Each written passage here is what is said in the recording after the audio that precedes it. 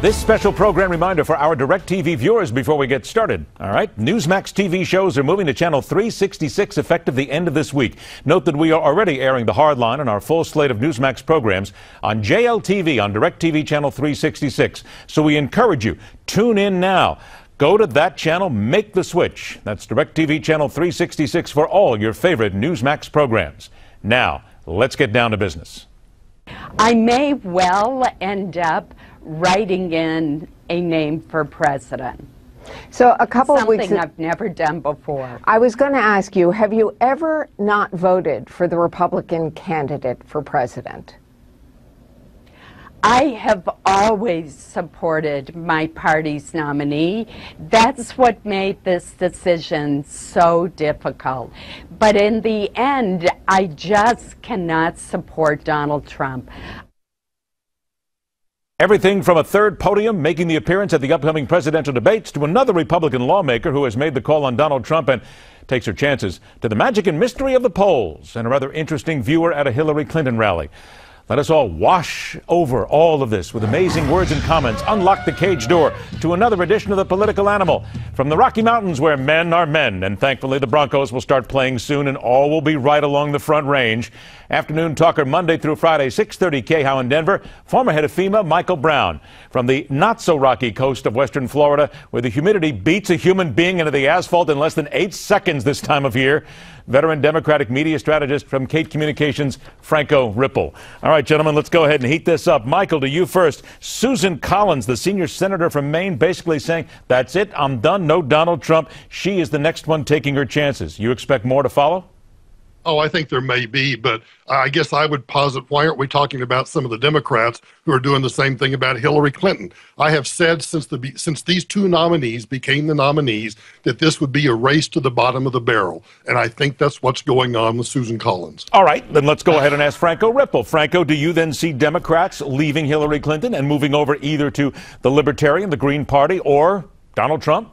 Oh, Michael, man, you can try to spin this any way you want, but this is an unmitigated, unprecedented disaster for the GOP to have serious names like Susan Collins, a sitting U.S. Senator, 50 GOP national security leaders, to have serious people, whether they're within the establishment or they're just part of the GOP, including members of Congress, who are saying, I can't support this guy. He's dangerous for our country. There is no one, and Michael, I challenge you to name one serious, high-level Democrat who is not voting for Hillary Clinton this fall. You can't. All right, let's go ahead and look at those numbers I alluded to a few moments ago.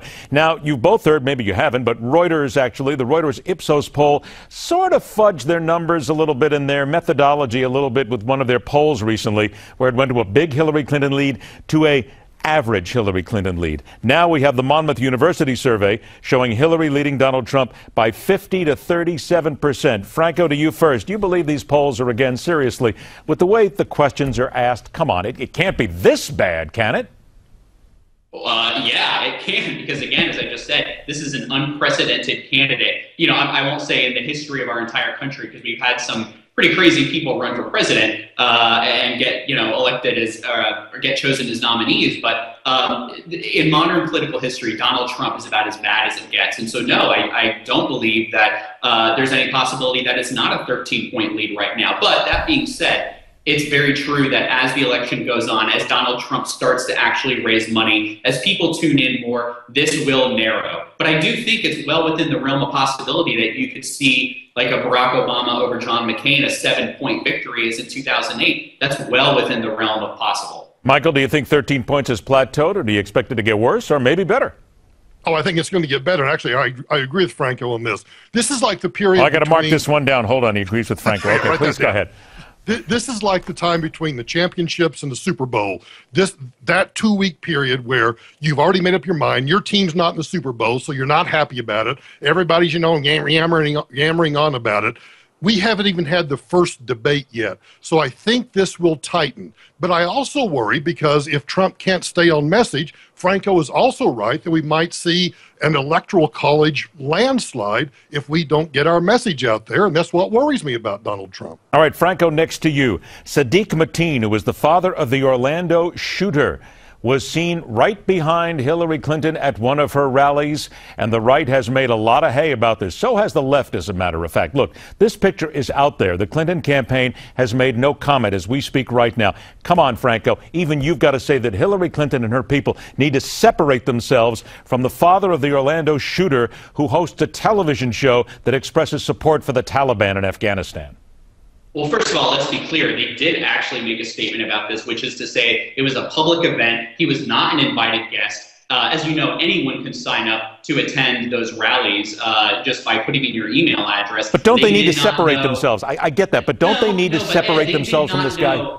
They said, and I quote, that they did not know that he was in attendance until after the fact. So I don't think they bear any responsibility for someone just showing up to a rally and saying what they want. I don't think that they don't need to separate themselves because they've never embraced this guy or he or his son's motives whatsoever. Okay, I get that, but Michael, now I'm going to come to you. I get that they have no control over who shows up at a rally, but you're still talking about a guy who's pro-Taliban in the backdrop. You have to get out in front of this and say, look, he wasn't there, but let's just make it clear. We don't support this guy. We don't really want him as part of our campaign. You got to get away from people like this. Hang on, Ed. Here's what everybody is missing. Having worked inside a presidential bubble and a presidential campaign bubble in my life, there is no one that gets behind or in front of the rope line and gets up on the stage with the candidate that hasn't been vetted and hasn't been approved by the staff. So for him to have been on there, it was either really lousy staffing, which wouldn't surprise me on behalf of the Clinton campaign, or they knew he was there and they were just stupid enough to let him be there. He wasn't in the galley. He wasn't in the crowd. He was on the stage with the candidate. All right, we only have a few seconds left. I got 30 seconds. Last question. Libertarian Gary Johnson may wind up on the debate stage. Michael, to you first, 10 seconds. Whom will it damage if he shows up? Both of them. Both of them equally? Both of them. I think so. Okay, Franco, to you, same just thing. Just the fact there's somebody else to talk to. Franco? I think it would hurt Trump more because, again, libertarians are a conservative party, so they say, so it would pull more from his side, and I think the polls have shown that. Now, Michael, you did know that Franco was not going to get away from agreeing with you on the last thing here, okay? Of course. We had to make very sure of that, before we write this down, because if you guys agreed twice in one segment, then we got history being made here. That could be almost Tim Tebow starting again for the Broncos at quarterback. Franco Ripple, Michael Brown, gentlemen, thanks so much for joining us. We'll look forward to talking to you again real soon. And no, that is not going to happen. Last time I checked, although maybe he's going to baseball next. Not quarterback at the Broncos, okay. Rock on, true believers. Thanks for joining us. We'll see you tomorrow night. Good night and good luck.